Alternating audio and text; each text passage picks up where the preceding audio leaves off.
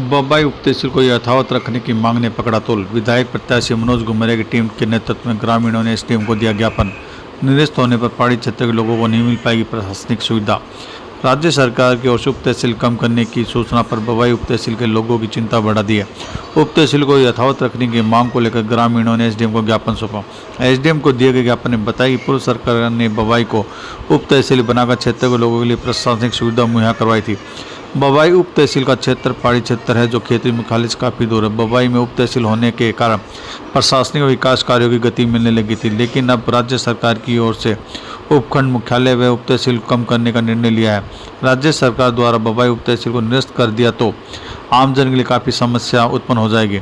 इसके अलावा लोगों को क्षेत्रीय मुख्यालय के लिए करीब 35 किलोमीटर की दूरी तय कर अपने काम के लिए आना पड़ेगा। बबाई उप तहसील को प्रशासनिक कार्यालय स्थापित होने से आमजन को राज्य सरकार की योजनाओं का बेहतर लाभ मिल रहा है। इस दौरान ग्रामीणों ने एसडीएम के माध्यम से मुख्यमंत्री के नाम उप तहसील को यथावत रखने की मांग की है। उन्होंने बताया कि यदि राज्य सरकार ने जल्दबाजी में निरस्त करने को लेकर कोई कदम उठाया तो ग्रामीणों की ओर से बड़े स्तर पर आंदोलन किया जाएगा। इस मौके पर करनी सेना जिला अध्यक्ष सुरेंद्र सिंह फौजी, बलबीर मीणा, मनीष घुमरिया, वसीम कुरैशी, विकास सैनी, प्रवीण कुमार, सरदार आराम, सुनील कुमार, जसवंत, मंगलचंद, प्रकाश, पवन सिंह, राजेश सहित अनेक लोग मौजूद थे।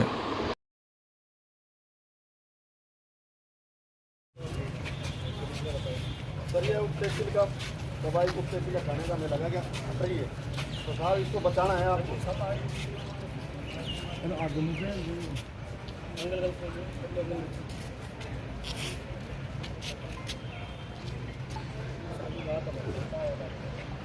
मुख्यमंत्री जी के पास, पंचायती राज मंत्री के पास देखिए, पहले इन्होंने नीम का थाना जिला बनाया था, नीम का थाना जिला को हटा दिया।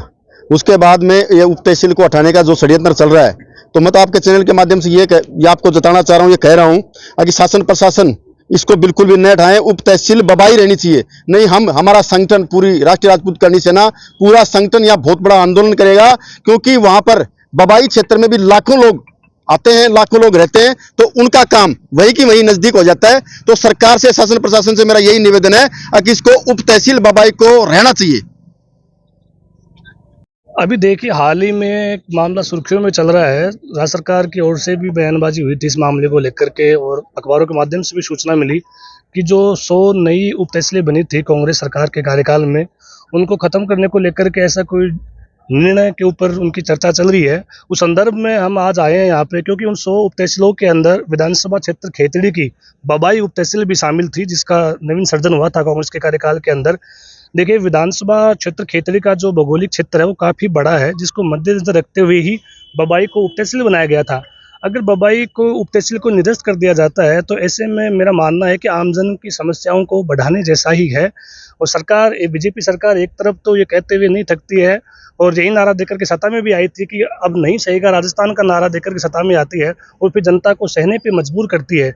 क्योंकि बबाई उप तहसील को निरस्त करने से खेतड़ी हेडक्वार्टर तक लोगों की जो पहुंच है, जो रीच है, वो कम है, यातायात के संसाधन भी कम है। विधानसभा का भौगोलिक एरिया ऐसा है कि लोग गांव ढाणियों में, पहाड़ों के बीच के अंदर बसे हुए हैं, और उस तरह से यहाँ पे हेडक्वार्टर के ऊपर उनकी पहुंच नहीं हो पाती है। मैं राज्य सरकार से निवेदन करूंगा, मेरी बात आपके चैनल के माध्यम से माननीय मुख्यमंत्री भजनलाल जी तक पहुंच जाए। अगर बबाई तहसील को निरस्त कर दिया जाता है तो हम लोग खेतड़ी के अंदर एक बड़ा जन आक्रोश के रूप के अंदर आप देखेंगे, बड़ा आंदोलन करेंगे, और निश्चित रूप से हम बबाई तहसील के यथावत रखने के समर्थन में हैं। उसी को लेकर के आज हमने ज्ञापन दिया है।